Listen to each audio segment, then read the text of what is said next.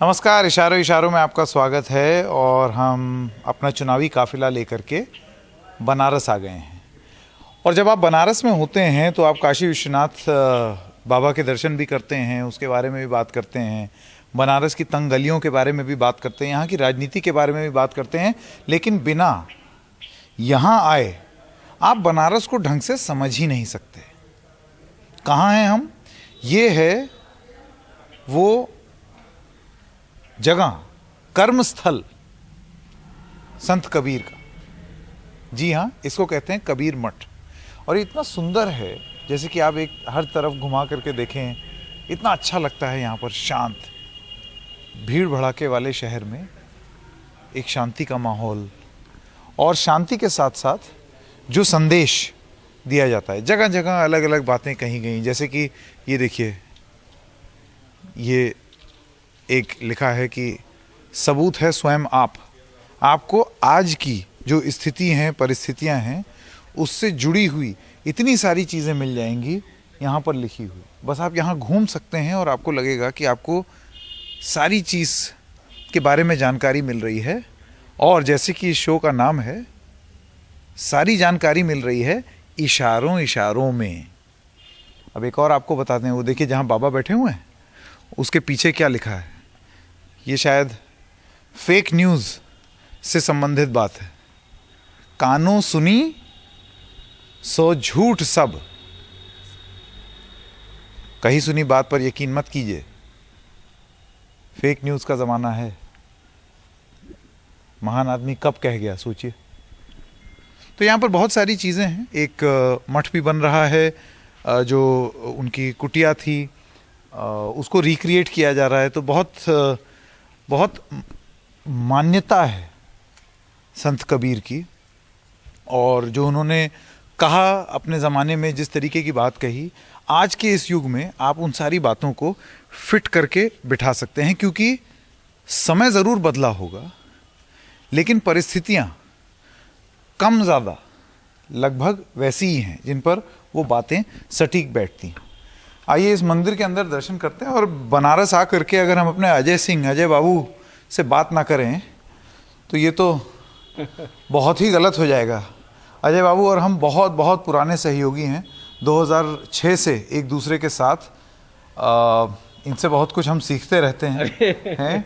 और यहाँ ज्ञान के इस मंदिर में आ करके आपसे हम ये बात करना चाहेंगे कि कबीर की कही हुई बातें आज के इस ज़माने में, आज के इस राजनीति भरे प्रदेश में जहाँ पर चुनाव होने वाला है, उनकी बातों के मायने और कितना तगड़ा संदेश जो है वो हर बोली हुई बात में है। तो ये जो मंदिर है यहाँ पर अजय बाबू, यहाँ देखिए चारों तरफ उनके अनमोल बोल लिखे हुए हैं। और उन्होंने जो दोहा, आपकी जो है ना, इशारों इशारों में, हाँ, तो मेरे तो प्रेरणा स्रोत हैं। तो बहुत सी चीजें उन्होंने इशारों में कही। आज जैसे में अगर हम बात करें तो उन्होंने जो उस समय जो हिंदू मुसलमान का एक झगड़ा था, तो अगर हम उनका एक श्लोक, अगर एक दोहा उनका अगर हम यहाँ दिखावें, सचिन गुप्ता जरा ये वाला दिखा दो। देखिए, है ना, काशी काबा एक है, एक राम रहीम, मैदा एक पकवान बहु, बैठ कबीरा जीम। यानी एक मैदे से कई तरह के पकवान बनते हैं। वैसे ही ईश्वर, और लेकिन मैदा एक है। उसी तरीके से कई धर्म है, अलग अलग है, लेकिन ईश्वर एक है। अल्लाह एक है, गॉड एक है, देवता एक है, उसमें बांटो मत। और यही नहीं, इसके आगे भी जाकर के उन्होंने कहा था, आपको भी बहुत पता होगा, कि कांकर पाथर जोड़कर मस्जिद दई बनाए, ताज चढ़ी मुल्ला बांग दे, क्या बहिरा हुआ खुदाए। और हिंदुओं के लिए ये कहा कि पाथर पूजे हर मिले, तो मैं पूजूं पहाड़, ताते तो यह चाक भली पीस खाए संसार।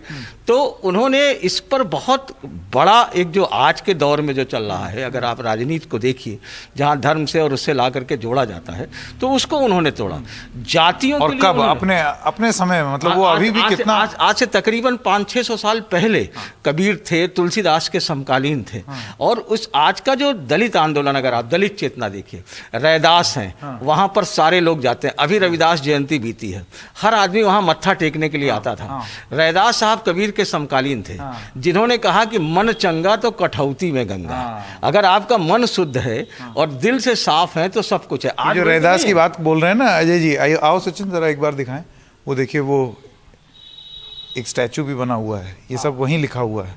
हाँ, तो ये वहाँ देखिए पर अगर वो, आप देखिए, हाँ तो वहाँ पर देखिए कि वो उधर वहाँ देखिए तो वहाँ पर रविदास हैं।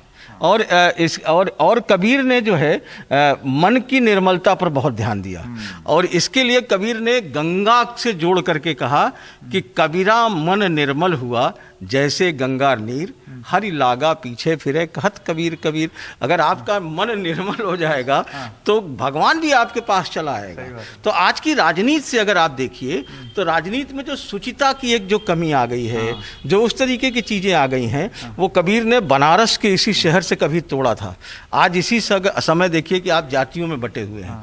कबीर के समय में जातियों का बंधन तोड़ा गया था। संत समाज लोगों ने जो है वो तमाम ऐसे जो दलित जाति के लोग थे वो लोग यहाँ पर आकर के उन्होंने जो है वो सब कुछ किया था। और उस समय भी उन्होंने कहा था कि दुर्बल को न सताइए, जाकी मोटी हाय, बिना जीव की सांस ले लोह भस्म हो जाए। यानी जो गरीब हैं, जो दुर्बल है, बात तो सब करते हैं लेकिन सही मायनों में फ्री अनाज की बात नहीं है या उसकी बात नहीं है, बल्कि सही मायनों में उनको हक देने की बात है। उन्हें एक जैसे आज जाते हैं, जहां हम लोग जाते हैं, आप भी गए होंगे, बहुत जोड़ ही दिया कबीर को आपने हैं फ्री अनाज से। नहीं, तो उस तरीके से है जो मैं आपको कह रहा था कि कबीरा अमल निर्मल भया जैसे गंगा नीर, तो वो चीज है कि अच्छा चलिए, अभी क्योंकि स्पीच वीच बहुत हो रही है सचिन, वो दिखाएंगे। अति का भला न बोलना, अति की भली न चुप, अति का भला न बरसना, अति की भली न धूप। बहुत ज़्यादा धूप भी बहुत अच्छी नहीं होती, बहुत ज़्यादा बोलना भी अच्छा नहीं होता, और बहुत ज़्यादा चुप रहना भी नहीं ठीक। कौन चुप है, कौन बोल रहा है? ये इशारों में समझिए। ये पिछली सरकारों कौन स्पीच दे रहा है, कौन मौन धरे हुए है? अजय बाबू तो इशारों में ही रहने दे इस बात को, इशारों में ही समझिए, इशारों में ही रहने देते हैं। जब इतने सालों पहले संत कबीर जो हैं वो इशारों में ये बात कह गए, हम कौन होते हैं नाम लेने वाले, सब समझदार हैं, सबको पता है। ठीक, तो ये तो ये कुछ एक आधा उधर भी है। हाँ, तो ये सारी चीजें जो है ना, हाँ ये तो हर किसी को मालूम है। काल करे सो आज। हाँ, तो मैं कहना ये चाह रहा था कि जो राजनीति की जो बात हो रही है, तो अगर आप राजनीति की बात में अगर आज देखिए तो आज जो है वो डिस्कोर्स कहाँ पहुँच गया है। आज जो है बात जो है वो ये देखो अजय बाबू, ये कितना अच्छा है। जाति हमारी आत्मा, प्राण हमारा नाम, अलग हमारा इष्ट है, गगन हमारा गाम।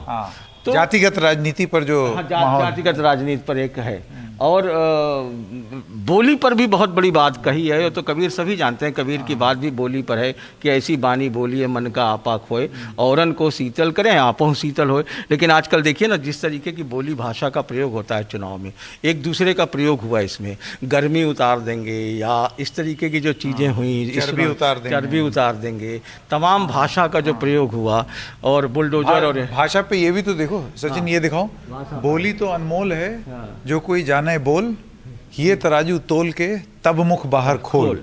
अब अगर ये हो जाए तो फिर बात ही क्या हो, तो यही तो नहीं हो रहा है, यही नहीं हो रहा है। तो ये चीज़ें जो है ना वो चीज़ें बहुत बड़ी चीज़ है जो यहाँ पर है। और आजकल कबीर जो सीख दे गए हैं उसके बिना आप पॉलिटिक्स को नहीं समझ सकते हैं। आपके अंदर अगर आपको पॉलिटिक्स लाना चाहते हैं, जो समता मूलक समाज बनाने की आप बात करते हैं, जो आप बात करते हैं कि सबको बराबर का हक देने की बात करते हैं, जो विकास की बात करते हैं, और देखो तो इतना ज़बरदस्त है अजय बाबू, जैसे जैसे आप बोल रहे हैं मैं तो और पढ़ रहा हूँ यहाँ पर, हर चीज़ आज के ज़माने में हो रही राजनीति से आप जोड़ सकते हैं। कबीरा संगत साधु की, ज्यों गंधी की बास, जो कुछ गंधी दे नहीं तो भी बास सुबास। तो यानी मतलब अगर वो नहीं भी देती है तब भी उसमें इतना वो सुगंध रहती है कि आपको अच्छा दे जाता है। और जैसे जो कहा गया ना, जो हमारे यहाँ क्या है कि वसुधैव कुटुंबकम है, कभी बहुत ज़्यादा न दिया जाए। तो वो बहुत है कि जैसे राम झरोखे बैठकर सबका मुजरा ले, जैसी जाकी चाकरी तैसी मुनसब दे। तो यानी सबको देख रहे हैं, जनता सबको देख रही है और जनता सबको देख भी रही है और जनता सबको समझ रही है। तो जनता जो है ना वो पूरी राजनीति को समझ रही है। जो इनका कहने का मतलब है कि राम झरोखे बैठ के सबका मुजरा ले, जाकी जैसी जाकी चाकरी तैसा मुनसब दे। तो जनता देख रही है और उसी हिसाब से वोट करेगी। वो समझ रही है, वो झांसे में नहीं आने वाली है। तो जो भी चीजें आएंगी वो जनता अपने हिसाब से और कहीं ऐसा ना हो कि जनता ठगा हुआ महसूस करे या उनको ये लगे कि उनके साथ कुछ हुआ है तो उसके लिए वो रहा वहां पीछे। कबीर आप ठगाइए और न ठगिए कोई। हाँ, आप ठगा सुख होत है और ठगे दुख होए।